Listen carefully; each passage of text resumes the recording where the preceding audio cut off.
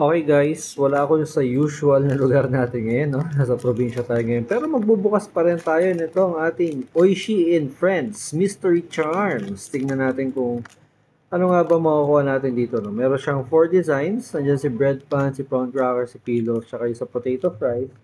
And dito siya sa bag na to makukuha, guys, ha? Diyan lang, yan. Kuku bag. Oishi Kuku bag. Diyan ko lang siya natagpuan. Doon sa isang Halloween design niya, wala siya doon eh. Kaya feeling ko dito lang siya sa Kuku bag. Correct me if I'm wrong na lang, guys, ha? So, bubuksan natin siya ngayon. Kaalamin natin kung ano nakuha natin. Mabilisan lang. Tadan! Ah! Nakuha natin yung sa prawn. Si Hippie. Sa Oishi Prawn Crackers. Oh, 'di ba? Cute din. Actually, hindi ko siya favorite, no. Ang gusto ko dito makuha yung ano, yung sa bread pan kasi paborito ng anak ko yung sa bread pan. Anyway, try ko kumuha pa ulit. Pero for now, ito yung meron tayo, si Hippie.